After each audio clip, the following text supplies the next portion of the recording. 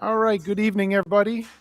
Welcome to our Board of Education meeting for the Borough of Bound Brook for the month of March.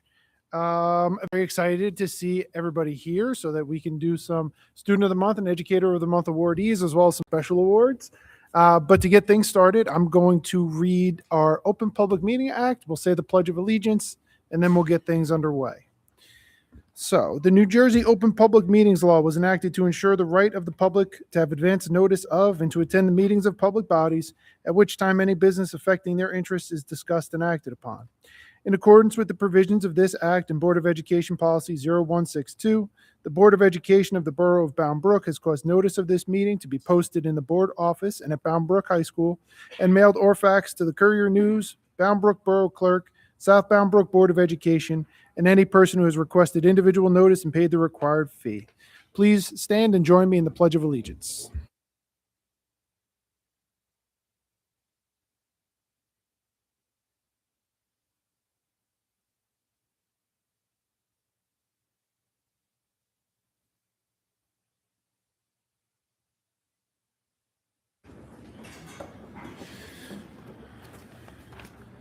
At this time, I believe we will be swearing in one of our Board of Education members.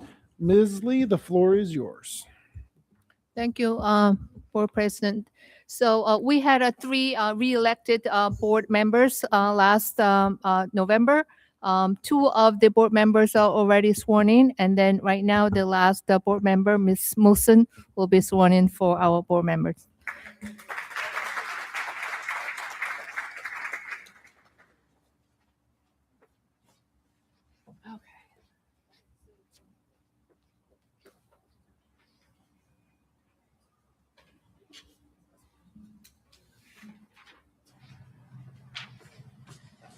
Okay, Ms. Wilson, Yes.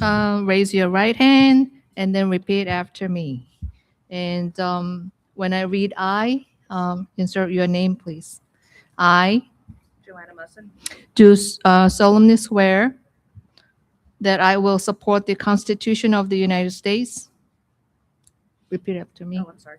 Do solemnly swear that I will support the Constitution of the United States, The Constitution of the State of New Jersey, the Constitution of the State of New Jersey, that I will bear true faith and allegiance to the same, that I will bear true faith and allegiance to the same, to the governments established in the United States and this state, to the governments established in the United States and this state, under the authority of the people, under the authority of the people, so help me God. so help me God. I I, Joanna Musson, do solemnly swear that I possesses the qualifications prescribed by the law for the office of the member of the Board of Education, do solemnly swear that I possess the qualifications prescribed by law for the office of member of the Board of Education, and that I'm not disqualified as a voter pursuant to RS 19:4-1, nor disqualified due to conviction of a crime or offense listed in NJS 18A:12-1, that I am not disqualified as a voter pursuant to RS 19:4-1, nor disqualified due to a conviction of a crime or offense listed in NJS 18A:12-1, and that I'll faithfully, impartially, and justly perform all the duties of that office according to the best of my ability, so help me God.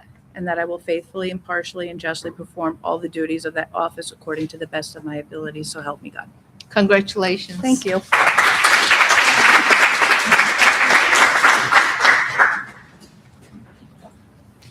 Congratulations, Joanna. Welcome back. And Ms. Lee, now that we are a full board, when you are ready, can you please do a roll call? Yes. Mr. Ball, Here. Mr. Dawson, Ms. Gazino, Ms. High, Mr. Incalcutara, Mr. Januzzi, Here? Mr. Manhas, Ms. Musin, Mr. Ballmer, Mr. Zupko. Mr. President, you have a quorum. Thank you very much. The next item, 1.6, is really just an acknowledgement. I want to confirm, and Ms. Lee can check for anybody who doesn't remember, but I believe earlier this year, each of us acknowledged receipt of and acceptance of the New Jersey School Boards Association Code of Ethics. Ms. Musson, now that you've been sworn in, I believe that you'll have an opportunity to do the same. Please just remit that to Ms. Lee when you're done. And a reminder to our board members, I believe we have training in May that will, April. is April? There you go. So it's going to be in April. That will precede our regularly scheduled meeting where New Jersey school boards will come in and refresh our memories on what that code of ethics entails. At this point, I believe we are up to Dr. Freeman for superintendent's report and recognition. Okay, good evening, everybody, and welcome to our March board meeting. I'm going to turn it back over to our president, who is also the Somerset County School Board president, who is going to present a special recognition for one of our students who was recognized by the County Board of Education a month or so ago. Thank you, Dr. Freeman. So for those of you who are not familiar, the New Jersey School Boards Association runs a program that we call the Unsung Heroes Award. These are typically students who are overlooked by traditional forms of recognition, but have overcome some hardship or barriers to become successful students and lead into the next phase of their lives. So each district each year has the opportunity to select one student to receive this award. And tonight I'm really honored to be here to recognize Joelle Orellana as the recipient this year for Bound Brook High School. So we actually have a resolution of the Board of Education, which I will read into the record. And it says, whereas the Bound Brook Board of Education recognizes Joelle Orellana for receiving the Somerset County School Boards Association Unsung Hero Award on March 2nd, 2026. And whereas the Somerset County School Board Association, in collaboration with New Jersey School Boards Association, recognizes unsung heroes from each high school in Somerset County. And whereas the Unsung Hero Award honors students who make outstanding contributions to their schools and communities, but are often overlooked by other traditional student recognition programs. These students have overcome difficult academic and personal challenges, modeled good citizenship, or a spirit of quiet strength that has inspired others. These unsung heroes may have organized community nonprofit programs, selflessly supported others, or achieved academic success despite disabilities, language barriers, or other significant challenges. And whereas Joelle Orellana has overcome seemingly insurmountable obstacles to reach his full potential, has served the school community and the community at large, and stands as a beacon to inspire others. And now, therefore, be it resolved that the Bound Brook Board of Education recognizes Joelle Orellana as an unsung hero of Somerset County and the Bound Brook School District. And be it further resolved that this resolution is presented to Joelle Orellana as a sincere token of the Bound Brook Board of Education's congratulations and best wishes for continued success.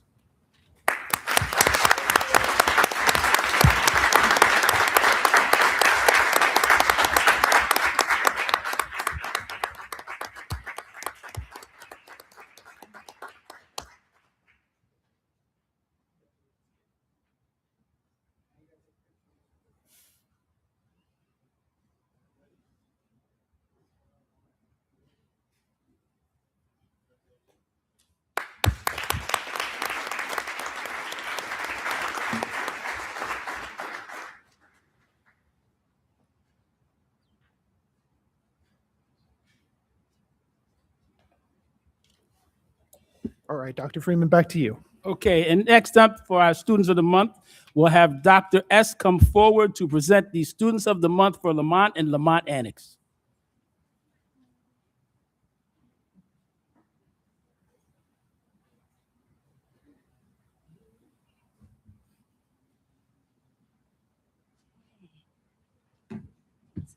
Congratulations to Cora Atkinson and Ms. Todaro's class. Cora's favorite school subjects are the Dramatic Play Center and the Art Center. Her favorite hobbies include playing with her friends, building blocks, and spending time with her family.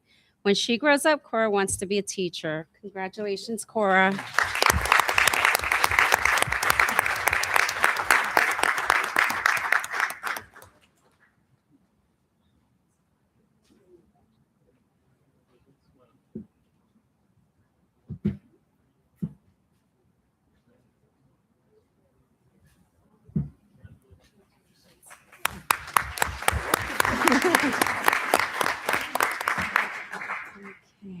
Milo, want to come up? All right. Congratulations to Milo Foote in Miss Peron's class. Milo's favorite subject is math. His favorite hobbies are playing baseball, and his career plan is to become a professional baseball player. Congratulations, Milo. Yay, Milo!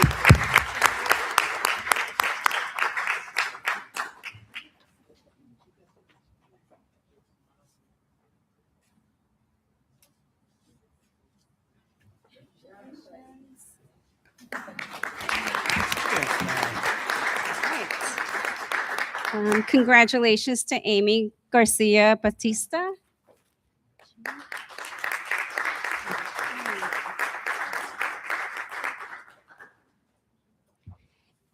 Amy is in Miss Hodges' class. Her favorite subject is math. Her hobbies include drawing and reading. Her career plan is to become a doctor. Congratulations, Amy.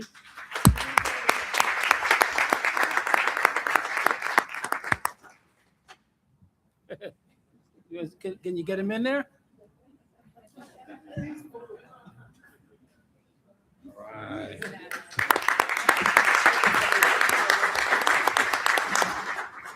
And next up, filling in for Ms. Gehaas at Lafayette School, we have Mr. Ross.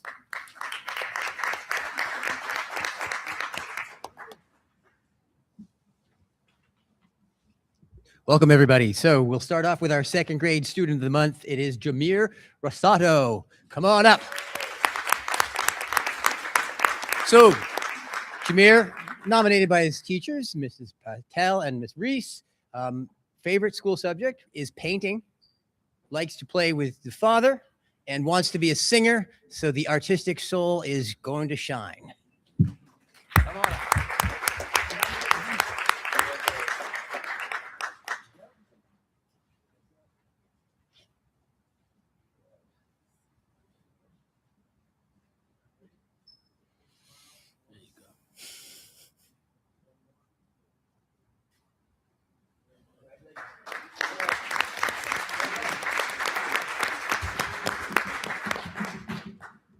And our third grade student of the month is Abigail Gonzalez. Abigail was nominated by her teacher, Miss Caudle, and she has a sibling in 5th grade, Raphael. Favorite subject is math. Yes. And likes to play outside, do arts and crafts, and wants to be a veterinarian. Congratulations. Mom and Dad, do you want to come forward? Mom and Dad.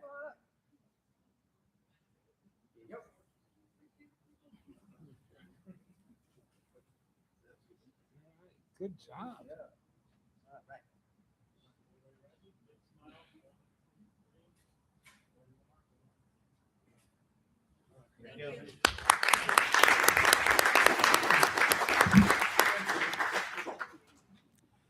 And next up from Smalley School, we have Mrs. Morgan.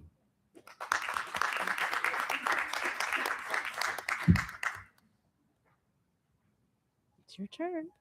All right. So for Smalley School, our 4th grade student of the month is Abigail Aldana Hernandez. Abigail has a brother and a sister. Her favorite subject is art because it's peaceful. She likes to bring her art supplies to the park and do painting because it's relaxing.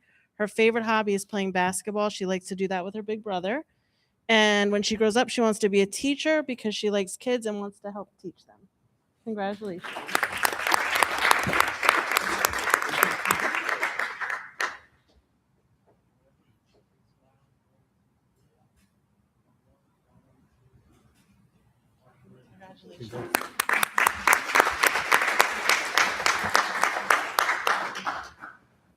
And our 5th grade student of the month is Avance Macis Vargas. Oh, there you are. Avance has 2 big sisters. His favorite subject is math because he feels that he's good at it. His favorite hobby is playing Minecraft with his friends and other video games. I thought Minecraft was the best for him to play. And he wants to join the military unit when he grows up and be in the Air Force. Congratulations. Mike.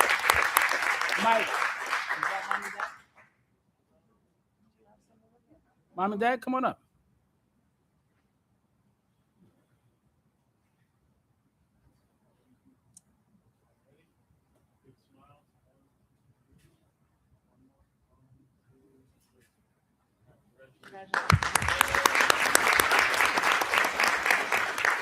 And our 6th grade student of the month is Isais Perez Felipe.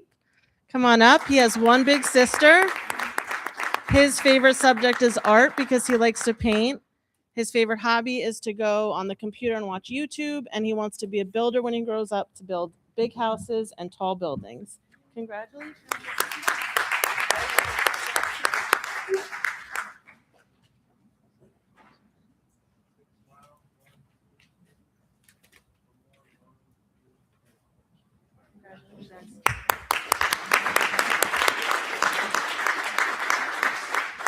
And next up from Community Middle School, we have Dr. Santa Surma.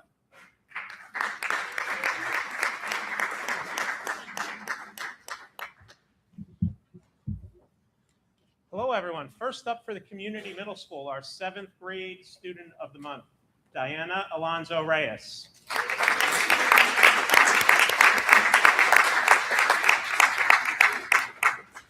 Diana was nominated by her teacher, Miss Goldrosen, is an only child, and favorite subject in school is art.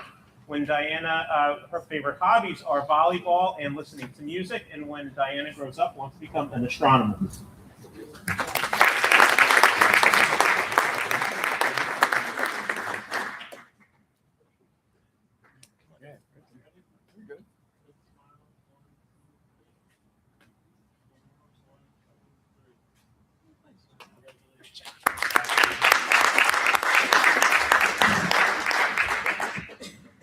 Next up for the Community Middle School, our 8th grade student of the month, Sophia Vasquez.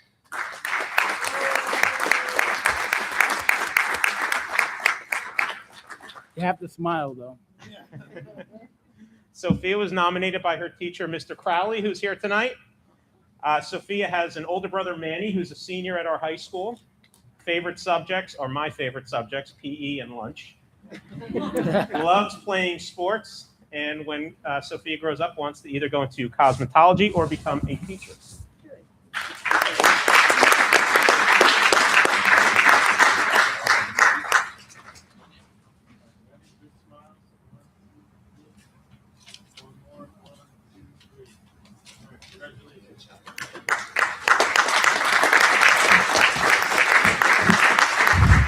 Last but certainly not least, we have Mr. Smith from the high school.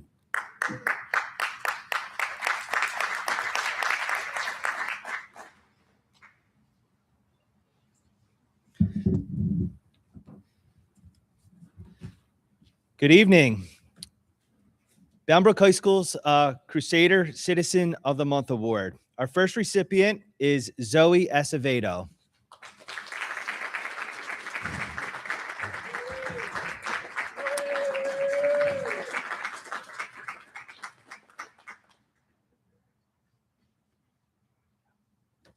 Here you go, Zoe. Don't come on in.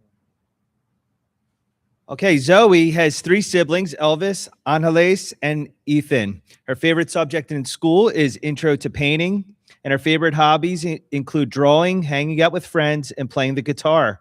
Her future career plans include becoming a veterinarian. Congratulations.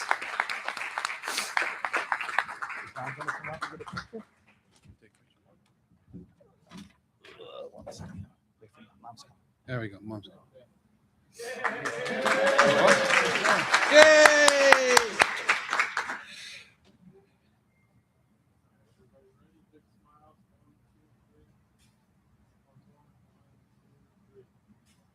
All right. Congratulations.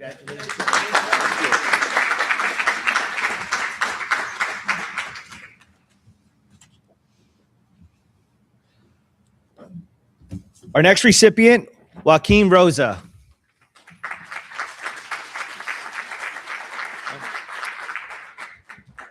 Joaquin could not be with us this evening, so I will still read his little biographical information. Joaquin has 1 sister and 3 brothers. His favorite subject in school is art. His favorite hobbies include playing basketball. In the future, he wants to become a carpenter. So congratulations, Joaquin.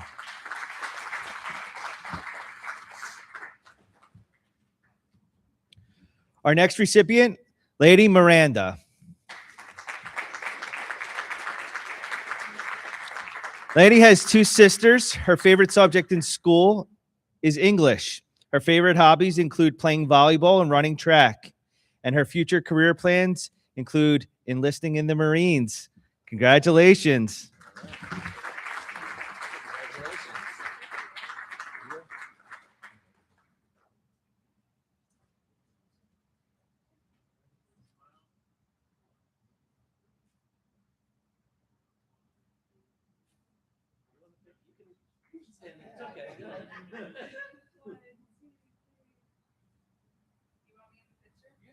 Sure, absolutely.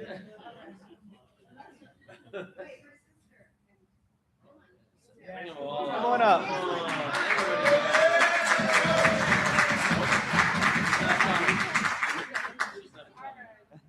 Here she comes. Here she comes.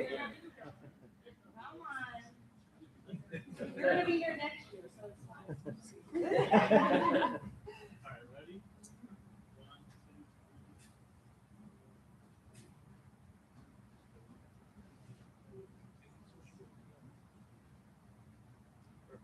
All right.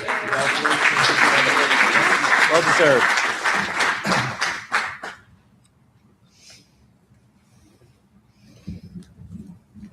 And last but certainly not least, Moaz Abdelmonem.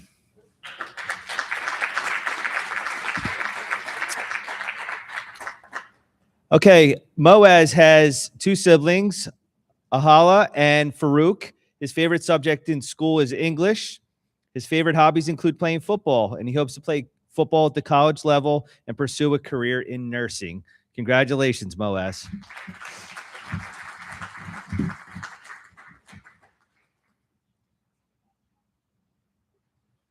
Okay, Mr. Smith, don't go too far. At this time, we are going to announce our District Employee of the Month. Hello again. Ashley Levitt of Bound Brook High School is being recognized as the District Staff Member of the Month.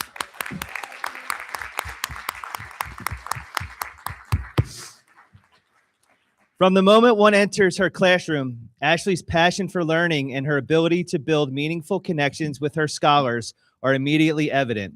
She consistently creates an engaging and supportive learning environment where scholars feel valued, heard, and motivated to participate. Ashley demonstrates strong content expertise, presenting material in a clear and purposeful manner that makes learning accessible for all of her scholars.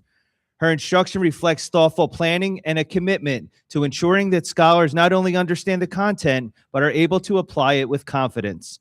Her classroom management is highly effective, striking a balance between structure and approachability, where expectations are clear and scholars respond with respect and accountability. At the core of her work is a strong belief in her scholars and a limitless mindset, which aligns seamlessly with the culture of our building and reinforces high expectations for all of her scholars. Beyond the classroom, Ashley is a collaborative and dependable team member who actively contributes to the success of her colleagues and the English department as a whole. For instance, she recently developed a comprehensive NJGPA review resource that was shared across all junior classes, providing a consistent and meaningful support tool for both scholars and teachers. She is always willing to share ideas, offer support, and contribute to collective goals, demonstrating a true team-first mindset.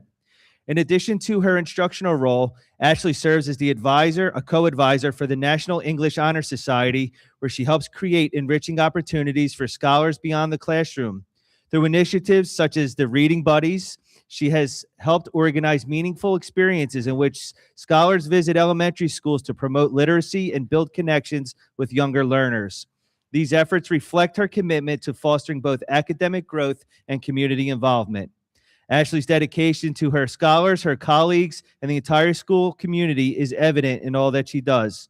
Her positive impact extends well beyond her classroom, contributing to a culture of learning, collaboration, and care at BBHS. Ashley, we are so proud of your growth and commitment to excellence. It is for these reasons, among so many others, that Ashley is recognized as the District Staff Member of the Month. Congratulations.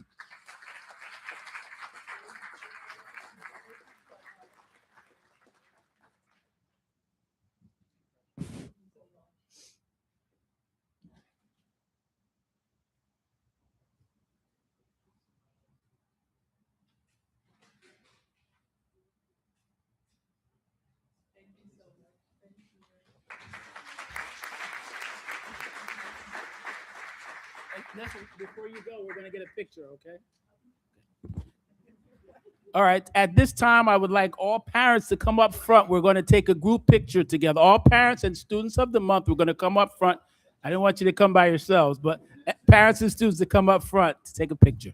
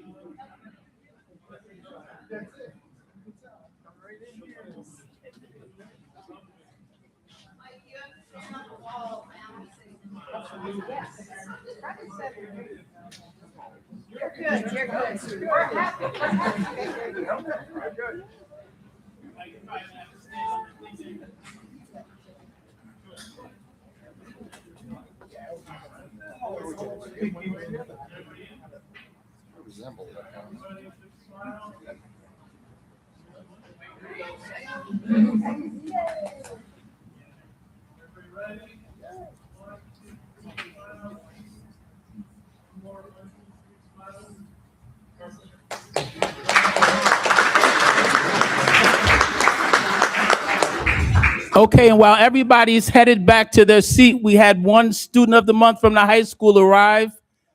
So if he would come up front and be recognized on this side, Mr. Smith. Oh, how are you? No, it's okay. So things happen. You know.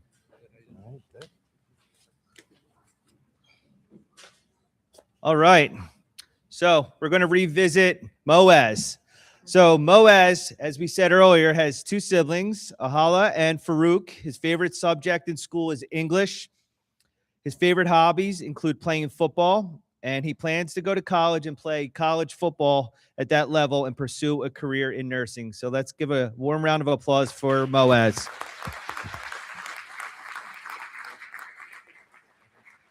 And if mom and dad would come up, we'll take a picture and he'll take the picture for you, all right?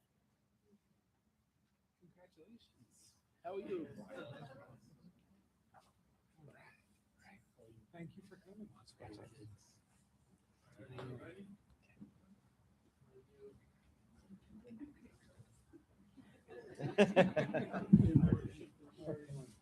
Ready? Big smiles. 1, 2, 3.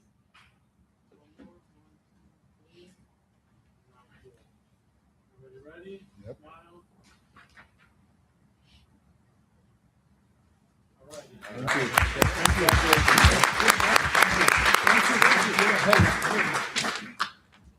Thank you. Do it?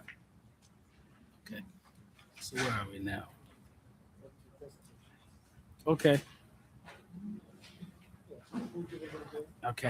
Okay, we're going to take a short 5-minute break, after which we'll have some presentations.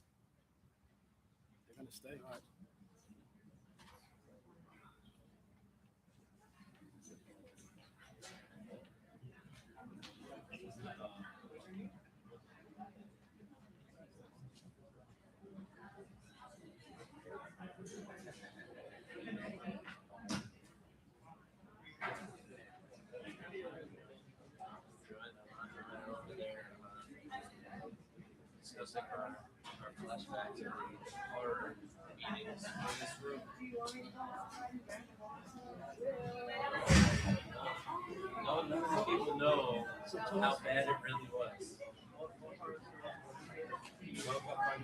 I to tell you, meetings were in this room. She was one of them.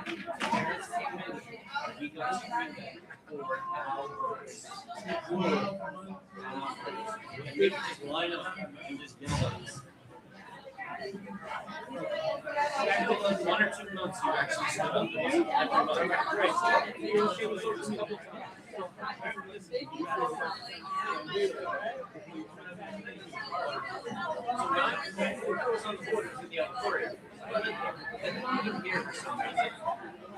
and here, and then they moved them back. What's been here that long?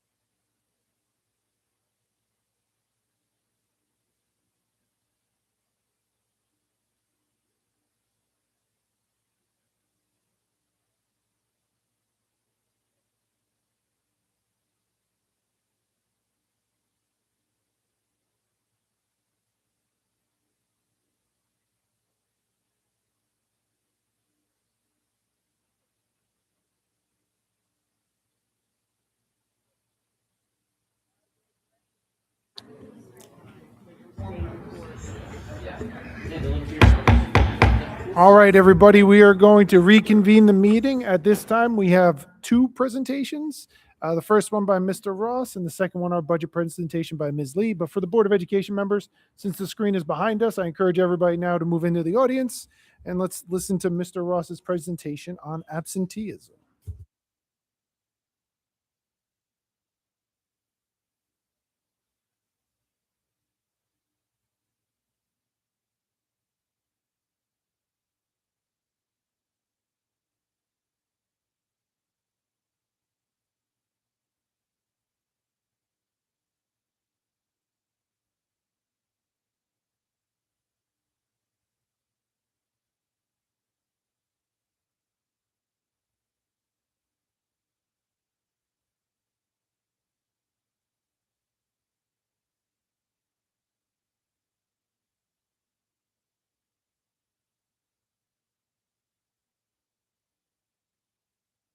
Okay.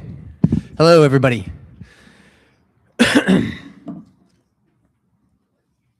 So I'm going to give a quick presentation on the chronic absenteeism plans that we have for each of our school buildings. This is a system of even more attention to our already intention to make sure that students recognize how important it is for them to be present every day in order for their education to be cohesive and also, to build these habits of mind. So we start off with the theme, which is we do solutions, in sitting with the principals and the vice principals to review their chronic absenteeism plans.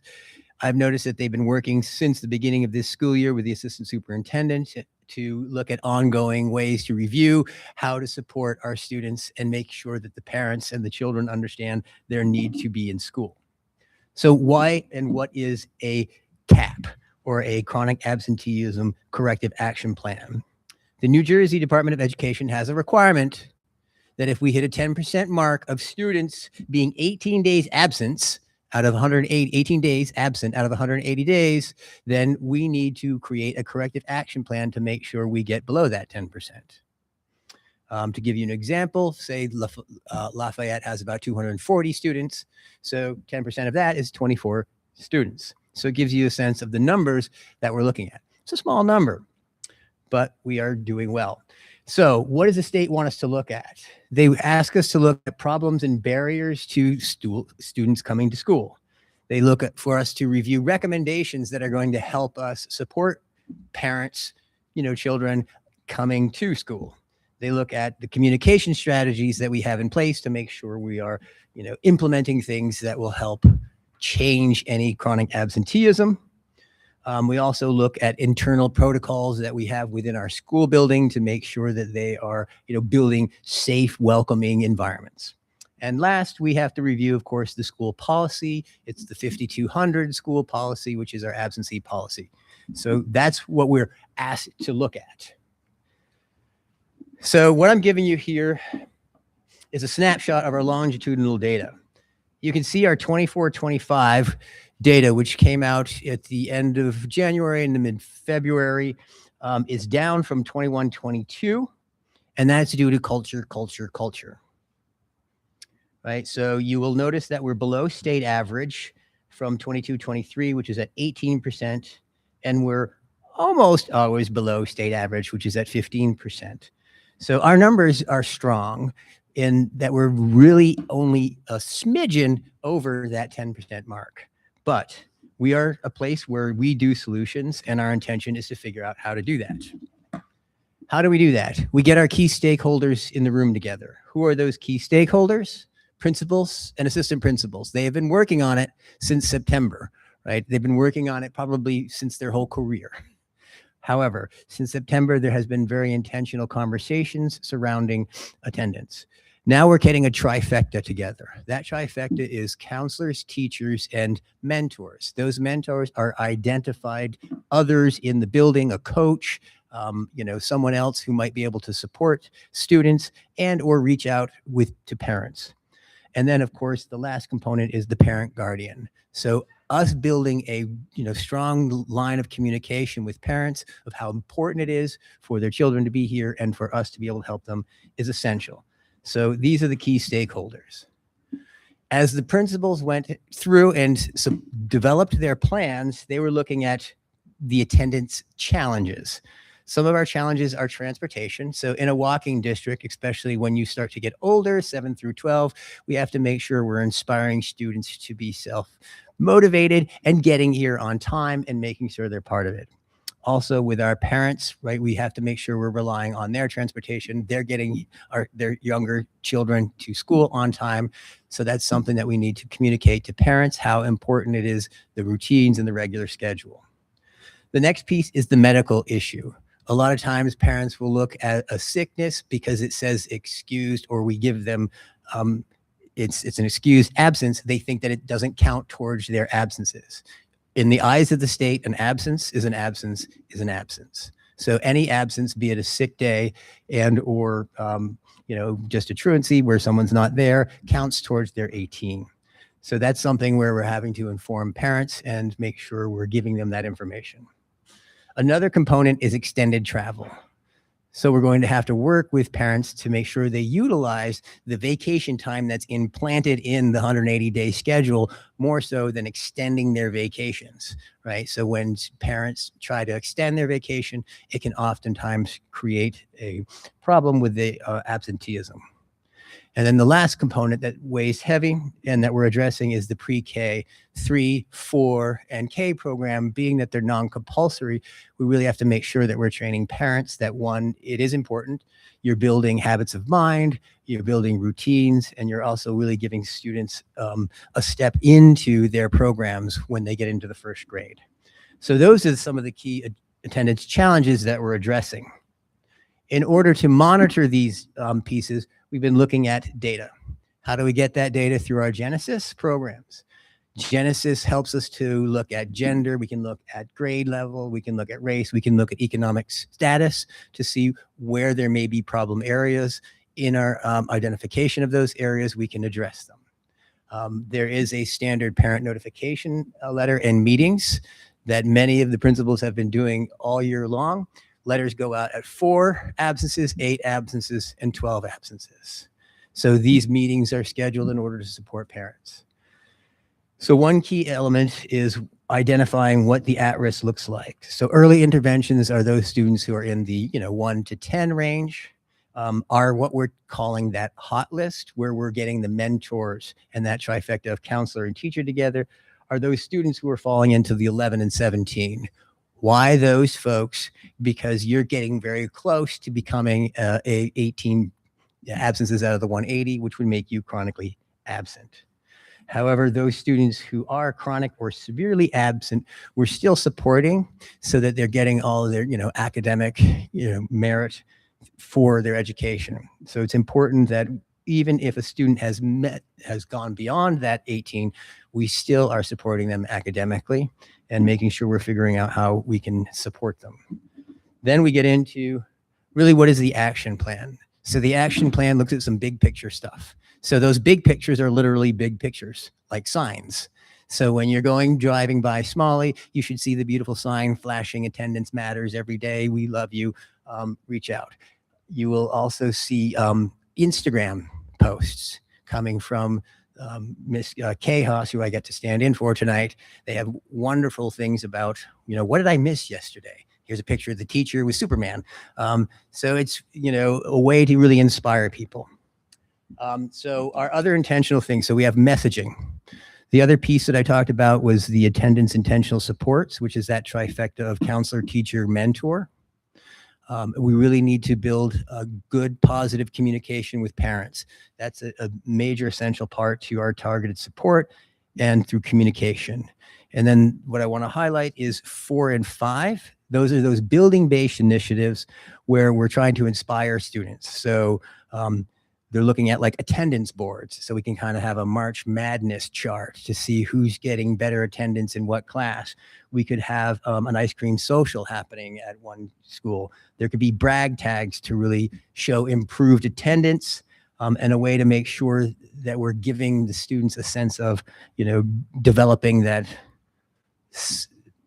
being positive about their growth.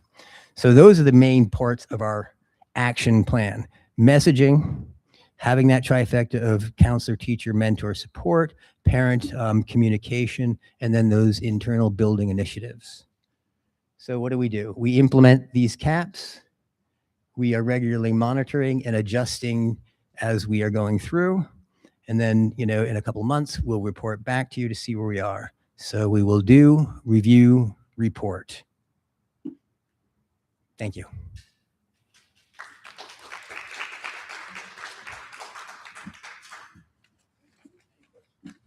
Any questions? Yep.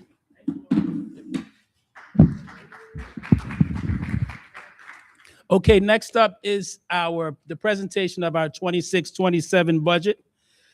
I am pleased to share, as the board members already know, we received an additional $2 million in state aid, which will allow us to not only maintain the staff we have, but to continue with the educational program, the great educational program that we have that addresses the needs of all of our diverse students.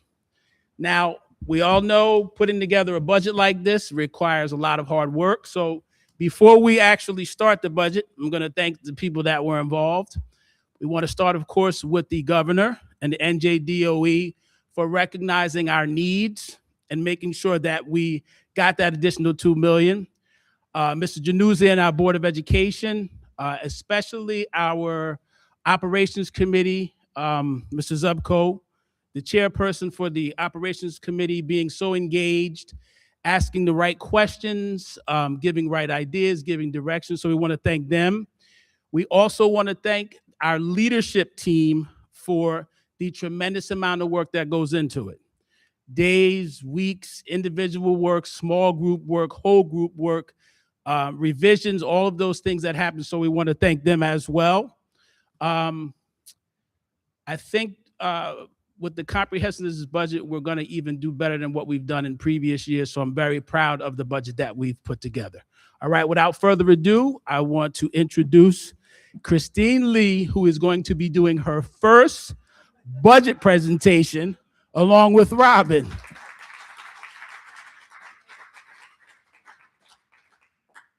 Thank you.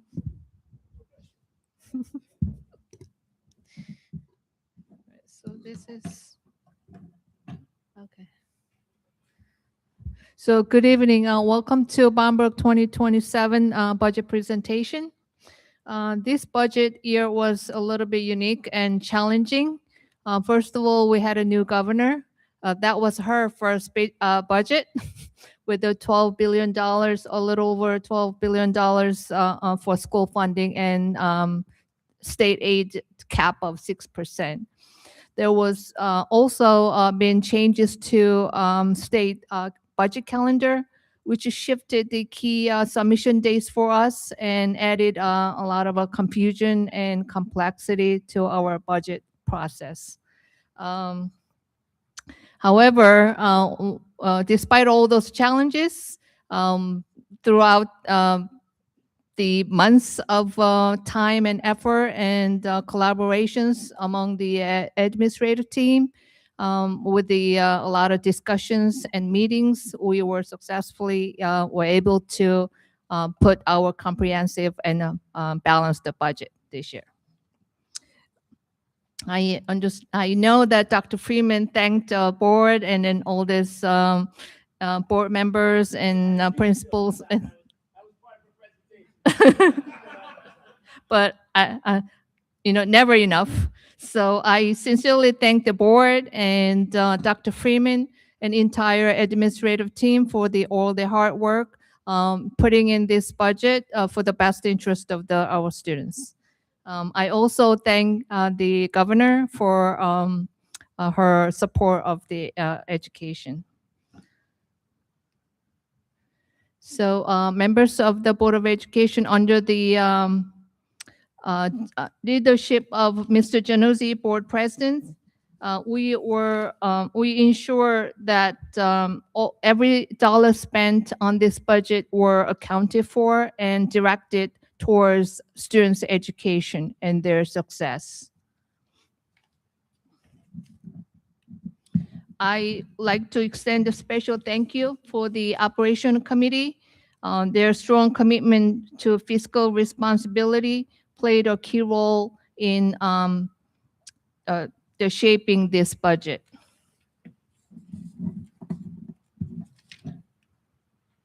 Mission statement. Every budget allocation you see tonight is aligned to our core promise to support multicultural community that provides an innovative and academically challenging programs, while offering a variety of other co-curricular and extracurricular programs. Vision statement. Our vision is to provide comprehensive educational program. What is comprehensive educational program? That means we providing a full scope of educational programs, not just the one academic area, but we are preparing the students for life after the graduation and providing educational opportunity both within and outside of the classroom, promoting academic and personal growth for their entire life. Board goals and district goals. Both board goals and the district goals are aligned with our mission and vision we discussed previously. They focused on giving every child well-rounded education in a multicultural community. There are specifics of our board goals and the district goals. They are all directed and then best interest for our students' growth.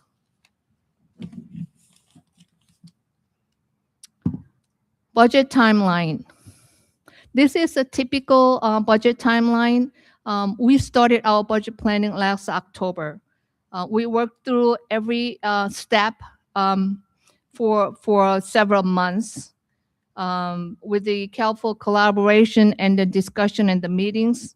I greatly appreciate our supervisors, Dr. Freeman, board members, the principals, supervisor, everyone who contributed their time and then their hard work into this budget. We also implemented our new planning approach this year with the administrative team, which worked very well. And we were able to create a new structured and streamlined process. I'm going to get some feedback on this since this is new. If we can, improve if there's any process for next year. Now we can dive into some numbers. So where does money come from? So the major source of our revenue come from government aid and the local taxes. So the federal aid and state aid and the local taxes, basically those are something that we don't have a control over. The only thing we have a control over is the fund balance. This year's fund balance is a little bit high, 10%. Fund balance is the unspent surplus that carried over from prior years. Since we have a fund balance, which is our savings, we were, even if our state aid is 55%, we were able to build a balanced budget. The local tax percentage was the same as last year.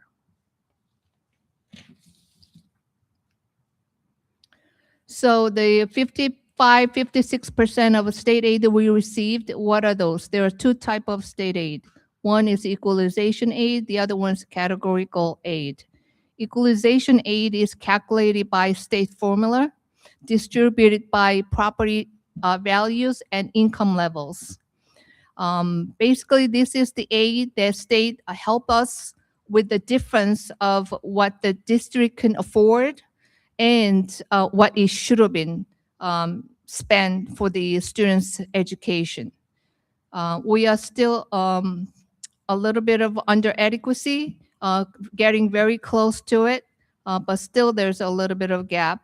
But this year, because of thanks to the new governor, we were able to receive a little bit of more state aid. The categorical aid is calculated by the number of students who participate in those categorical programs, we receive special ed, security, transportation, choice school, and preschool aid.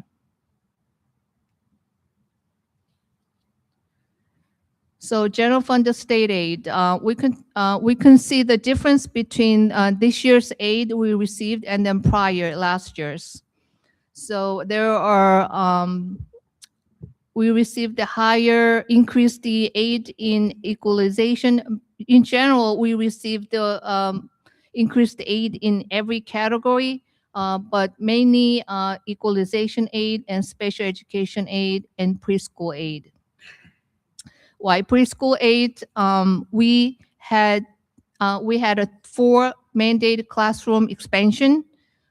So they calculated for the staffing needs and the program needs. So we were able to receive more preschool aid. Special education aid, there's an increase in a cost in the special education program services, like a tuition, related services, supplies, all that.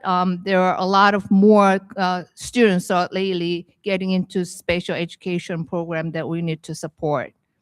And the equalization aid, according to state formula, to close the gap for the adequacy, we received about $1.5 million for equalization aid only.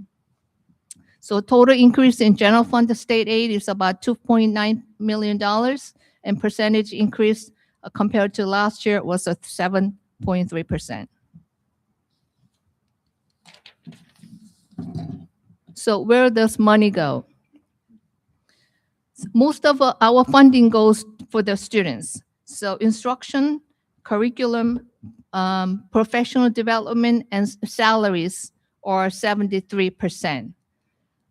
Rest of the money goes to transportation, 2.8%, capital projects, about 4%, administration, debt service, and athletics. Actually, athletics and co-curricular percentage increased a little bit because we created new programs for athletic, new teams and programs. Custodial and maintenance increased by 1% compared to last year due to inflation. The materials and services, they became more expensive.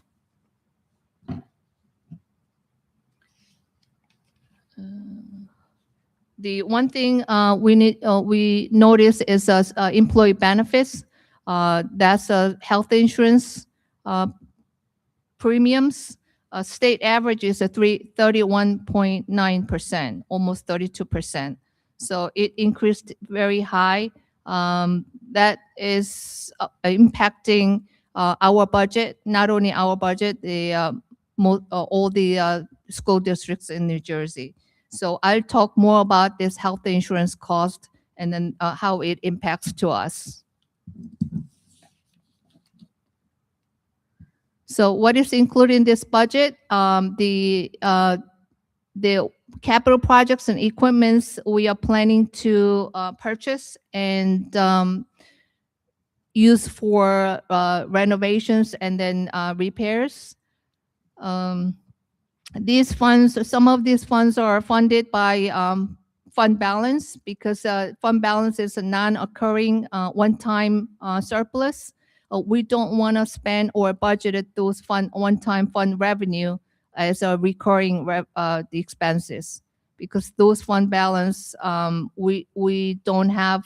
That's not guaranteed surplus revenue. So we are spending one-time revenue for one-time expense. So now I hand it over to Ms. Griffin. She'll talk about more detail in how well we are doing in the instruction programs.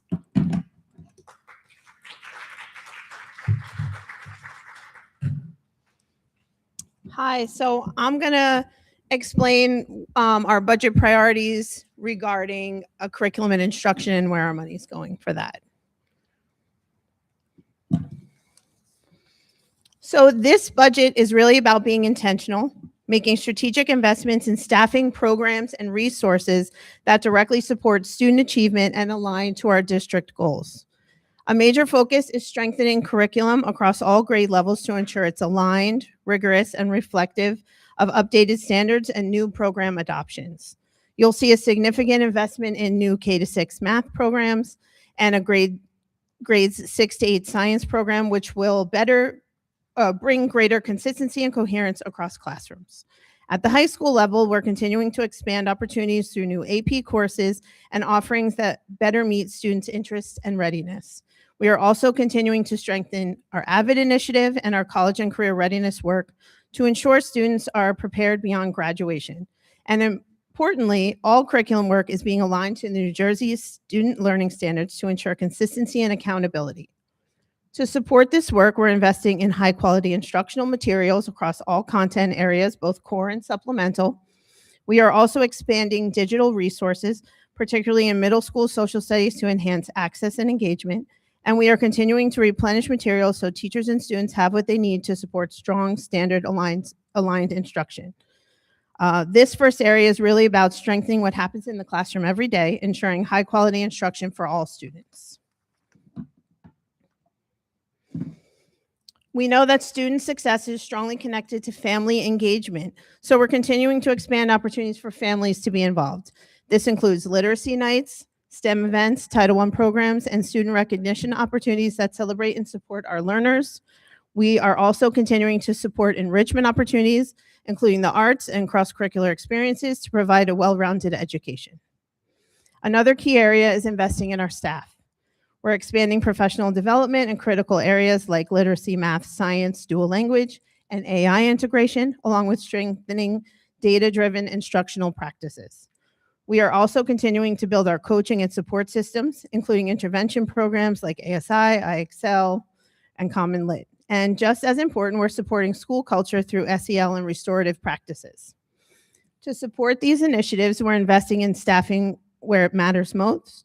This includes expanding early childhood programming, strengthening bilingual education, and ensuring we have the staffing needed to support the transportation and targeted student needs. We are also continuing to expand preschool, including summer opportunities, to support early learners from the very beginning. Specific new positions included in this budget are a preschool teacher assistant, preschool intervention and referral specialist, grade 6 dual bilingual teacher, and a full-time bus driver. And so this slide really reflects our commitment to supporting not just instruction, but the whole student and the systems around them. And then all of these investments are not isolated. They're intentionally aligned to our district's strategic goals. First is student experience. This budget expands access to rigorous curriculum, increases AP and enrichment opportunities, and strengthens individualized supports like AVID and interventions. From a finance and facilities perspective, we're being thoughtful about aligning program expansion with enrollment and making sustainable investments in core programs and resources. We are also continuing to strengthen communication and family engagement, ensuring families have access to information, resources, and opportunities to support their children. And finally, we're investing in our people through professional development, instructional support, and targeted staffing to build and retain a strong, diverse workforce. Overall, this budget reflects a balanced approach, investing in programs, people, and resources in a way that is aligned, sustainable, and focused on improving outcomes for all students. At its core, this budget is about ensuring that every student has access to high-quality instruction, meaningful opportunities, and the support they need to succeed. I'm going to turn it back over to Ms. Lee, and she is going to get into more specifics about the the general tax fund levy. Okay, Ms. Lee. Fun stuff. Okay, we'll talk about tax now. So let's see. What impacts the tax rate? There are a few factors that impacts tax rate. First, state aid. So when we receive the state aid, the more state aid we receive, the tax levy goes down, which means our local share goes down because the state covers the more bills. So our portion of responsibility to cover the cost goes down. fund balance. This is the extra surplus that we saved from prior years. If we utilize those savings to the budget, obviously we don't have to impose those tax levy to the community. Ratables are taxable properties. So the more taxable properties are there, because we are sharing all those tax burdens and spread them out, so that the more ratables are there, the more tax burden can be spread. The last, the student enrollment and then health insurance premium cost. These are two adjustments that we can apply. These are state-approved tax levy incentives. So the enrollments, when the enrollment changes and then health insurance changes, the difference can be applied to raise the tax levy to close the gap. So general fund tax levy, how we budgeted tax levy this year. So last year's tax levy was $14,244,882. So now we are allowed to have a 2% cap, which is a 2% of $14,244,882, which is $14,529,780. That's the normally the state allows to cap the tax levy. This year, we are proposing to utilize the adjustment of healthcare, which is healthcare premium cost. The difference between last year's healthcare cost and then the increased health care cost this year. So that much of health cost premium increased, which is our portion that we have to cover that increase. And then second thing is a tax levy cap.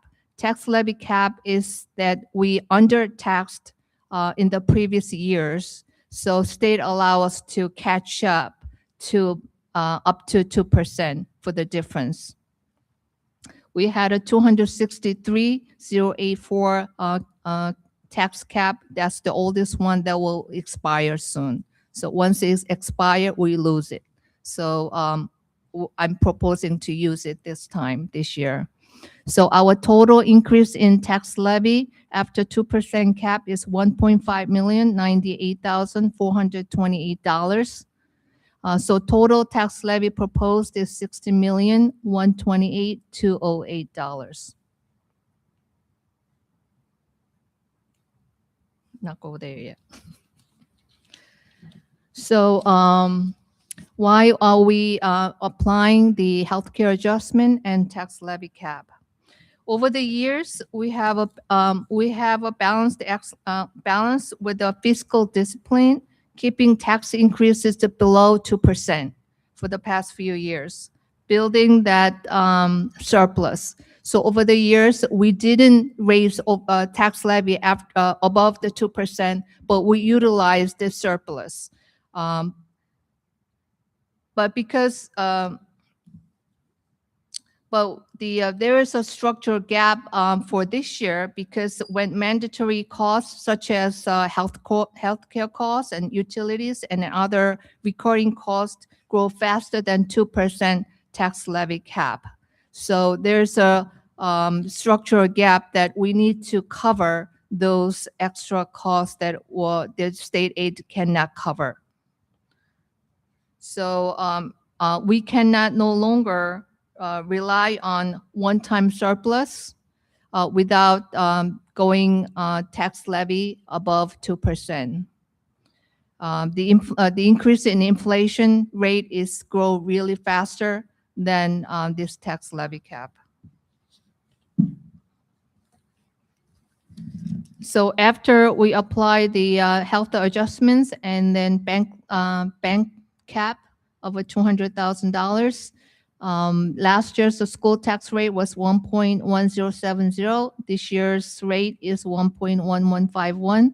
So increase in tax rate is 0.8%. And in dollar, approximately $39.54 cents per year, about $3, less than $3 per month.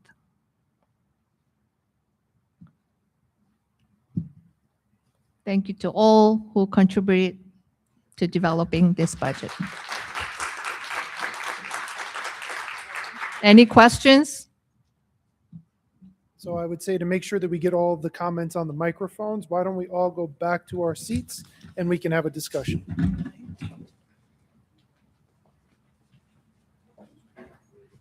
After you.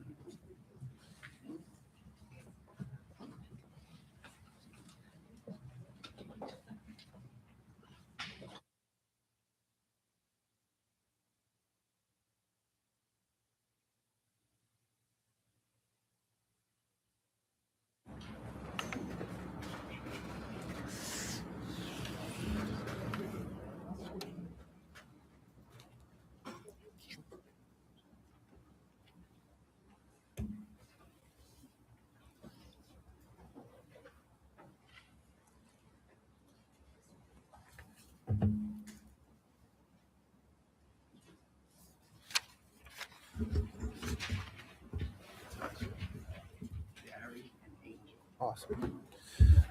So, thank you.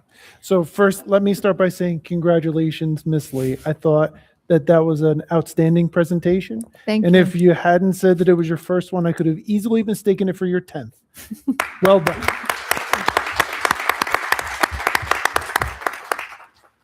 There is one group though that I think you left out in all of the accolades and everything else. I think it's fantastic to see the members of your team here to support you tonight. So Natasha, Dari, Angel, oh, I'm sorry, Paula. Thank you so much for coming out and for supporting Miss Lee, not only tonight, but throughout the entire process. You guys are the heartbeat of what we do, and we couldn't do it without you. Thank you. Okay. Before we open the floor for comments, I just want to make a few of my own, if that's okay. Yes. Okay. So I think it's important to note that the state's funding formula, typically referred to as S2 at this point, has fully matured. Yes. I thought it was really interesting to see that in the governor's budget address, she's adopted some boundaries. So one of the common complaints from school districts who were on the other side of the formula where money was being taken away were complaining about how much funding they were losing from year to year. And so with this budget, the governor has introduced a cap on no more than a 3% decrease in equalization aid for a given year, but then also a cap that says no district will get more than a 6% increase in equalization aid in a given year. So I think this is the first budget where we're really forced to come to terms with an adjustment in the strategy that we've used for the past few years. Correct. I think we've done a great job and a very responsible job as a board of using the incoming state equalization aid to reduce the tax burden and not apply the types of adjustments that you were talking about regarding insurance. But I also think it's important to note that those costs are exploding across the board. I think the work that our business team has done and our operations committee has contributed to look for alternatives to help us beat the average have been phenomenal, right? We've been right on the leading edge of that to keep those costs down, but still they're double-digit percentage increases for us. And so with the state aid leveling out and those costs continuing to increase, I think it was the appropriate time for us to change our posture about where and how we share. And I was happy to see that included in this budget version. I want to give some extra kudos to the operations committee and again to the administrative team. When Christine says that the budget process starts in October, that includes the need to provide multiple different iterations and contingency plans. And so the last operations committee, we actually reviewed a version of this budget that was, let's say, pessimistic in the sense that, if our state aid went down, what would that look like and how would the administration respond? And I think it's a fantastic exercise to go through with the board because it really stress tests our commitment to different parts of the strategic plan and our goals. And so having that conversation and gaining alignment on the worst possible outcome was a great way to go about it, but also being prepared to react within the span of a week or 10 days to different news that comes out of the governor's office, and really be prudent and responsible with how we apply those monies to the budget version, I think is an understated part of the process. And I just want to make sure that you guys acknowledge and get some credit for that. So well done. That's it from me. Roger, as Operations Committee Chair, would you like to make any comments? Yes, I would first of all, phenomenal job to everybody. I don't think that what you've done today resonates here tonight, but will resonate into the future because of the incredible job you've done. This is a team effort. There's tremendous accolades to go all around, but Miss Lee and your team, I want to take my hat off.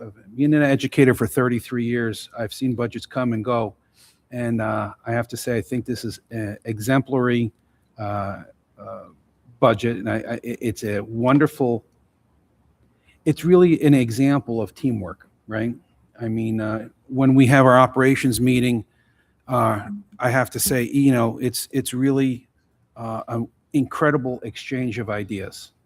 And with other districts in the news, either closing schools or losing staff, I think that all of us, our staff members and the community as a whole, need to really take a look and say that we've kept everybody, we're adding some things, and not every district can say that. So thank you from the bottom of my heart and the community's heart. I think that we have a stellar team, and I just want to take my hat off to everybody. But Miss Lee, I know you were sweating it, and you knocked it out of the ballpark. So thank you for everybody. I appreciate it. Thank you. Well said. All right, now at this time, I'll open the floor for any other comments or questions from the members of the board.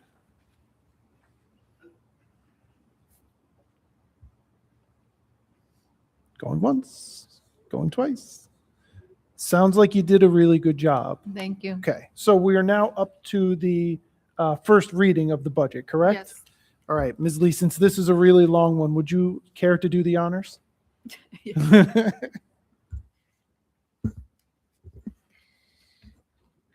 All right.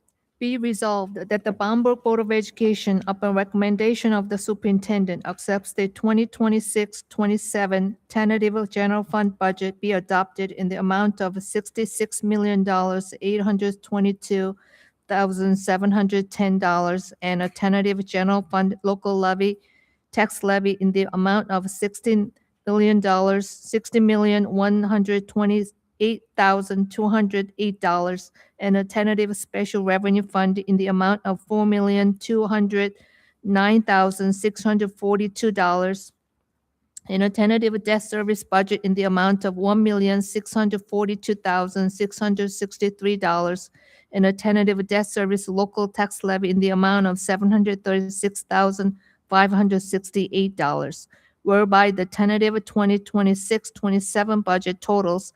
$72,675,015. And whereas the Bamberg Board of Education has been notified of a state aid amounts, and whereas such state aid amounts are for 26-27 equalization aid is $34,861,165, and for 26-27 the school choice aid is $110,546, and for 26-27 the categorical special education aid is $3,179,955, and for 26-27 the categorical security aid is $904,627, and 26-27 categorical transportation aid is $187,069, and 26-27 the preschool education aid is $2,425,220, and 26-27 the debt service aid is $875,492. And whereas the Bamberg Board of Education has estimated a state aid amount pursuant to application, and for 26-27 the estimated extraordinary aid amount is $180,000. And whereas policy number 6471 and NJAC 6A:23A-7.3 provides that the Board of Education shall establish in the annual school budget a maximum expenditure amount that may be allotted for travel and expense reimbursement for 2026-27 school year. Now therefore be resolved that the Bamberg Board of Education hereby establish the school district annual travel maximum for 26-27 school year at a total of $57,500, and be it further resolved that the school business administrator shall track and record these costs to ensure that the maximum amount is not exceeded. And whereas that the Board of Education includes in the tentative budget the adjustment for increased cost of health benefits in the amount of $1,335,344. The additional funds will be used to pay for the additional increase in health benefit premiums. Whereas that the Board of Education includes in the tentative budget the adjustment for the bank cap on the amount of $263,084. In accordance with NJAC 6A:23A-10.3B, the district has fully exhausted all eligible statutory spending authority. The adjustment will be used for the tuition paid for VOTEC programs. The Board of Education will complete this by June 30, 2027, and acknowledges that it cannot be deferred or incrementally completed over a longer period of time. Be resolved that there should be a raise for taxes for the general funds of $66,822,710 for the ensuing fiscal year 2026-2027. Now therefore let it be resolved that the superintendent of schools and the business administrator board secretary file the required documents with the executive county superintendent. And breathe. That was really well done. Thank you, Ms. Lee. I think we need to entertain a motion. Mr. Zupko, thank you. A second. Thank you, Mr. Incalcatera. We'll do a roll call, Christine. Okay, Mr. Bell, Yes. Mr. Dawson, Yes. Ms. High, Mr. Incalcatera, Mr. Januzzi, Yes. Mr. Minhas, Ms. Musin, Mr. Valmer, Mr. Zupko. Motion passes.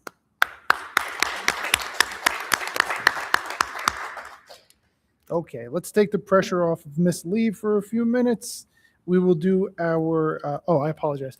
Mr. Musson is not with us tonight. He had a prior engagement, so we do not have a student board member report. Just to note that, and we are up to committee meetings now. We'll start with education. Mr. Dawson, the floor is yours. Okay. We had two main topics in our education committee this past month. The first one was chronic absenteeism, which we heard from Mr. Ross earlier. The district has put together a comprehensive plan that will help kids get to school more regularly. We appreciate all the nuances. It looks different at every level, and it's a complicated issue to address. But we are confident that we will continue to make gains in the area, and we appreciate the work of all of our staff to help kids and families get to school, and not only get to school, but enjoy their time at school. We also looked at the upcoming state assessment, which is called the NJSLA-A. As you might recall from the fall, this is a new assessment that the state appears to be building the plane as they fly it. So we're all trying to figure out exactly what that might look like and how to administer it in a way that is optimal for our kids and our schools. So the district has prepared a number of ideas and contingency plans and are in the process of getting our staff and students ready for that upcoming assessment. I think one thing that's important for us to know as a board is that because the assessment is new, it's going to make it a little bit more challenging to compare how our kids did this year versus previous years. It's apples to oranges, and this first time we don't quite know what the assessment or the data that comes from it might look like. So it may be a little bit of an adjustment process for us, but we are in good hands. And I'm sure that our teachers, our administrators, our kids will do the best they can with the assessment. Thank you, Mr. Dawson. Any questions regarding the Education Committee?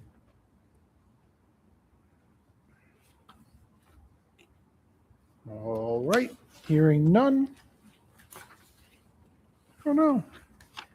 Yeah, there it is. We are up to governance. I believe Mrs. High is going to give us the report this month. Okay, it was actually a quick meeting. The first thing that we did is we reviewed, it was the first policy reading for school safe zone policy. And this policy declares that the district to be a safe zone for its students, meaning that the district is a place for students to learn, to thrive, to seek assistance and information, all while supporting the students' physical and emotional safety.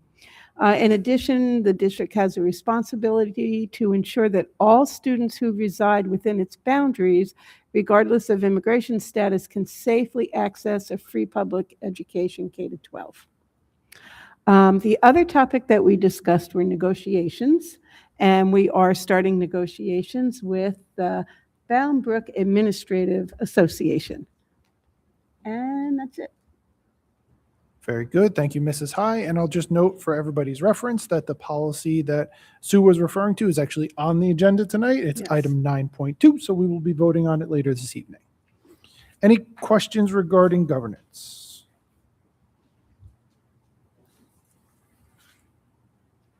All right, hearing none, we are going to stay with Mrs. High for Human Resources. Okay, the next is the HR committee. We met. The first thing always on our agenda is just to look at the personnel updates. And again, we have 10 positions, and some of those positions, Mrs. Griffin, she announced tonight, which is looking for a preschool teacher, for some bus drivers, etc. So in those 10 positions, it's 5 teaching and then bus drivers, maintenance, secretarial. So we're in a really good spot. It's just so nice to see this.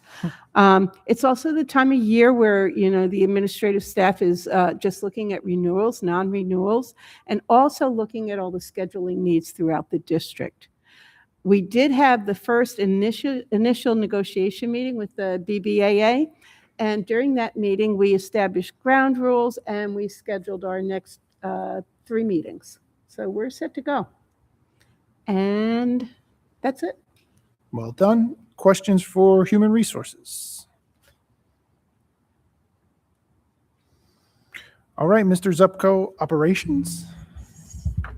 Well, operations, we talked about something we never spoke about before. It was interesting.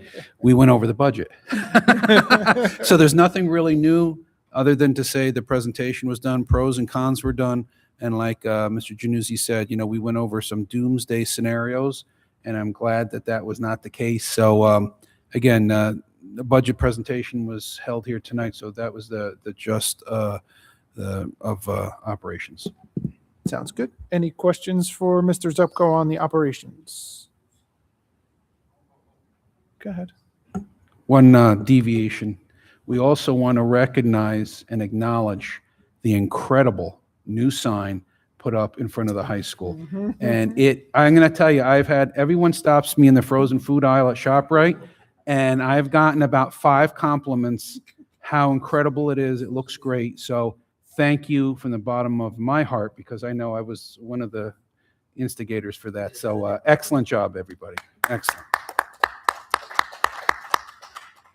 Yeah, I think that probably gets us close to completing some of the work that the Operations Committee requested, I don't know, a year, 18 months ago, really trying to dedicate some time and energy to the appearance of our district, because it's, you know, especially for the general public passing by, it's really that view of the outside in and, you know, a sense of pride and community spirit that they can develop. So thank you, Dr. Freeman, and to the entire team for really completing that journey. Any other comments or questions for operations?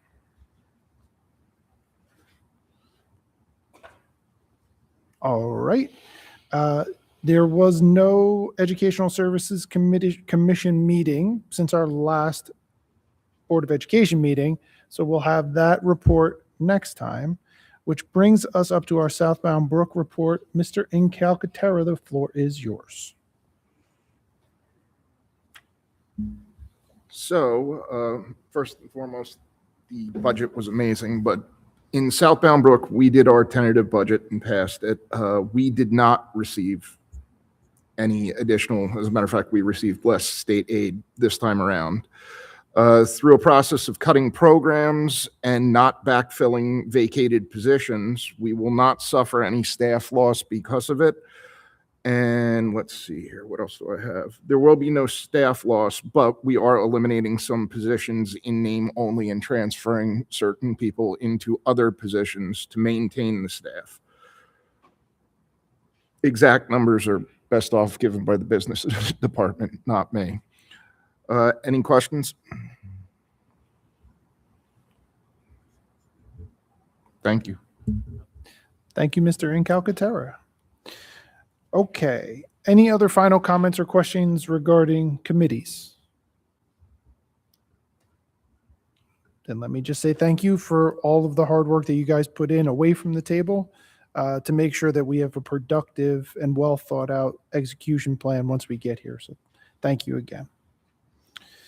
All right, we are up to item 5.1. So in accordance with District Policy 0167, we are currently open to the public for agenda items only. Public participation in board meetings requires that individuals sign in either at the podium or I think they used to say online, at the podium and provide their name, address, and group affiliation if applicable. When addressing the board, please state your name and address and limit comments to agenda items only directed to the presiding officer. Each participant is allowed 3 to 5 minutes to speak, and no individual may address the same topic more than once until all others wishing to speak have had an opportunity to do so. Any comments from the audience? No? Now's your chance. No. Okay. Item 6.1, be it resolved that the Bound Brook Board of Education, upon recommendation of the superintendent, approves the minutes for the following Board of Education meetings, regular and executive meeting minutes from February 18th, 2026. May I have a motion? Thank you, Mr. Ball. A second. Second. Thank you, Mr. Dawson. Any discussion? I think we're all discussed out. Ms. Lee, a roll call, please. Sure. Mr. Bell? Yes. Mr. Dawson? Yes. Mr. High? Mr. Incalcaterra? Mr. Januzzi? Yes. Mr. Minhas? Ms. Musin? Mr. Valmer? Mr. Zupko? Motion passes. Thank you. Item 7.1, be it resolved that the superintendent recommends for approval the resolutions as outlined in district personnel resolutions. This is items 7.2 through 7.49. May I have a motion? Thank you, Mr. Incalcaterra. A second. Thank you, Mr. Minhas. Any discussion?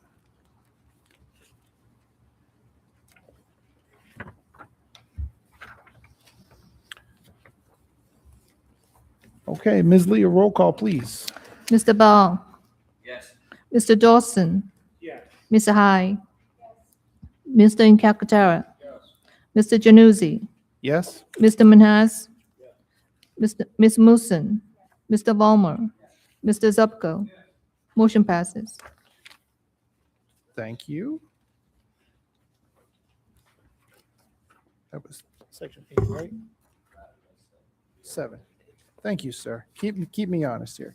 Up to item 8.1, be it resolved that the Bound Brook Board of Education approves the resolutions as outlined in district education resolutions.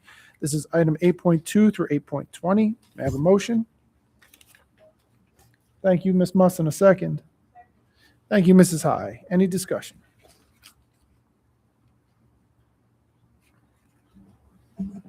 The creature comfort pet therapy,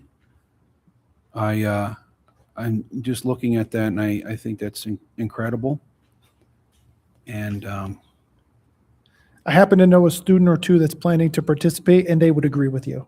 I'm really, really impressed that we're doing that. So kudos. Good job. Thank you, Mr. Zupko. Any other comments or questions? Mr. President, can I confirm that Ms. Musa moved the motion? Who? Ms. Musa? Okay, all right, Yes, good, thank you. yes. And Mrs. High was the second. Okay, thank you.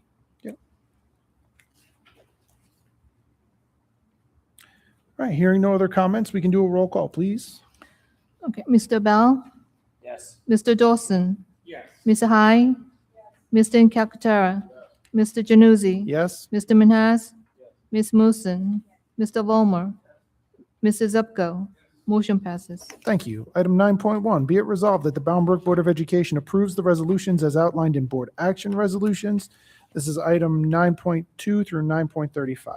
May I have a motion? Thank you, Mrs. High. A second. Thank you, Mr. Incalcaterra. Any discussion? Go, Mrs. High. Just real quick, I know that one of our goals as a district and as a board is just that community awareness and just bringing the community together. And 9.22, which is the parent conference and to strengthen communications and build partnerships between the school families and the multilingual learners. I'm just very happy to see that. I think that's so important to Bound Brook. So kudos on that. And just wanted to thank ShopRite for their donation. Well said. Thank you, Mrs. High. Other comments or questions?